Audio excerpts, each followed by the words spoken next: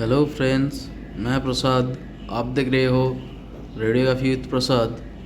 Welcome to my channel.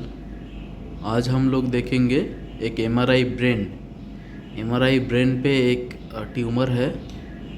एक आपको SOL मिल रहा है। तो ये एसओएल का हम लोग आज स्पेक्ट्रोस्कोपी देखेंगे। ये स्पेक्ट्रोस्कोपी में वैल्यूज़ कितने कितने दे रहा है, कोलिन क्रिएटिनिन का रेशियो कितने आ रहे हैं, एनए का पीक कितना दे रहा है, लिपिड लैक्टेट कितना है, ये सारे इसी वीडियो के माध्यम देखेंगे।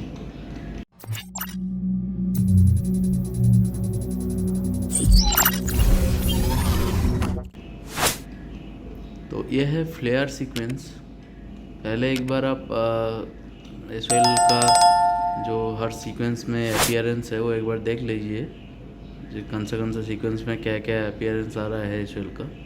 तो ये है फ्लेयर सीक्वेंस में आप देख पा रहे हो अच्छी तरह से आपको एसओएल मिल जा रहा है एंड पेरिलेजनल एडिमा भी मिल रहा है। ये है T1 सीक्वेंस। ये T1 सीक्वेंस में भी आपको एसओएल मिल रहा है बायलैटरल फ्रंटल रीजन पे। यह है GRE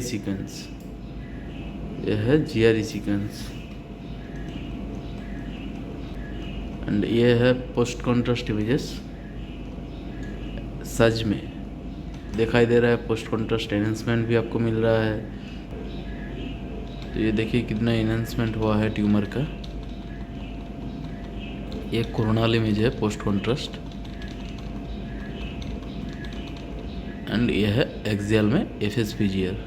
इधर भी आपको नेक्रोटिक एरिया भी मिल रहा है और इनहोमोजेनसली मतलब हेटेरोजेनस एनहांसमेंट भी मिल रहा है आपको।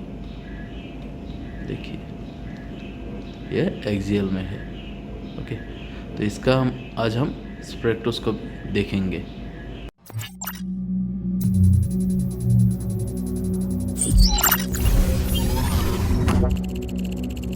तो स्पेक्ट्रोस्कोपी के लिए एक्सियल में T2 लोकलाइजर लिया है हमने।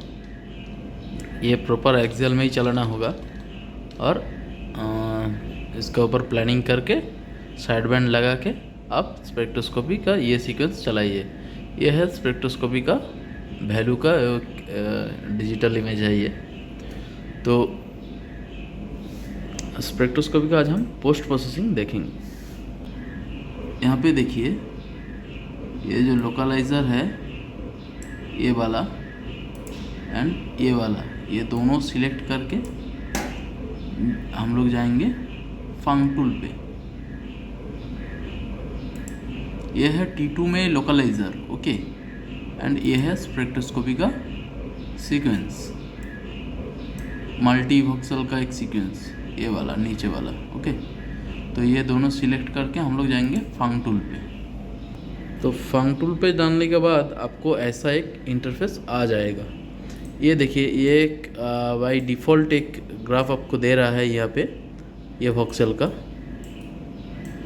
तो आपको क्या करना है, ये जो वॉक्सेल है ये वॉक्सेल आपको रिमूव कर देना है। कैसे ना, Ctrl+X दबा के। ओके, देखिए ये सारे रिमूव हो गया है।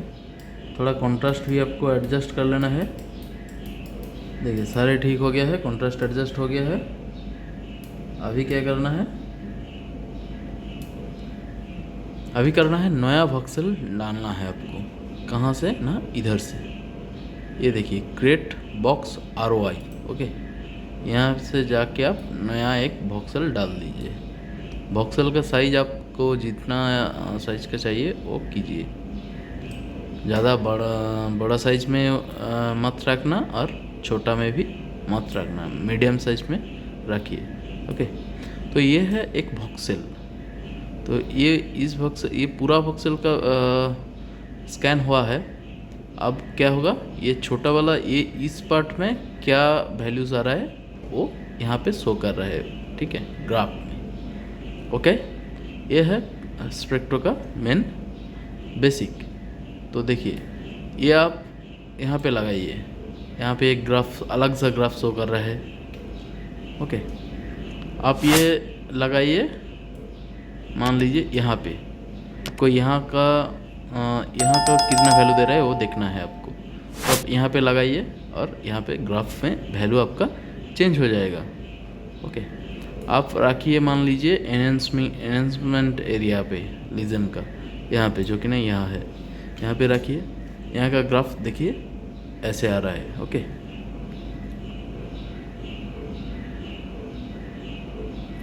अभी क्या करना है आपको, अभी करना है आपको एनोटेशन दे देना है एक।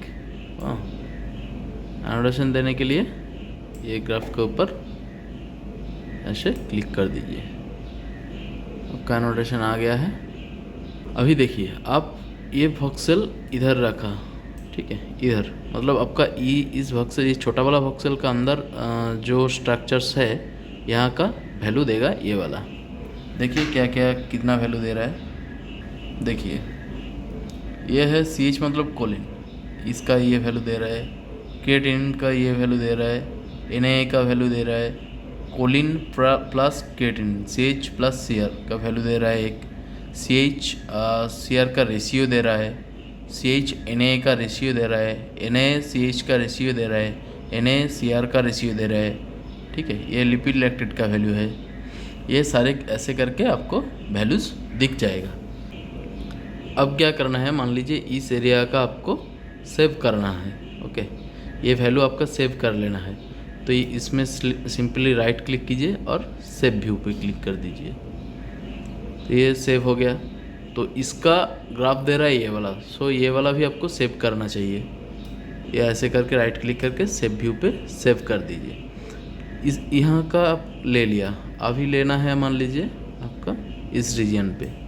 इस रीजन पे आपको क्या वैल्यू दे रहा है, ठीक है। इसके लिए आपको माउस इधर रख के जस्ट स्पेस को क्लिक करना है, ठीक है, कीबोर्ड में जो स्पेस बटन है उसको। तो ग्राफ आपका अच्छी तरह से बड़ा हो जाएगा और ये सेव व्यू कर लेना होगा। अभी मान लीजिए आपको एक इडीमा का एक वैल्यू देखना है। लीजन का जो पेरालीजनल इडीमा है वहाँ पे क्या वैल्यू दे रहा है।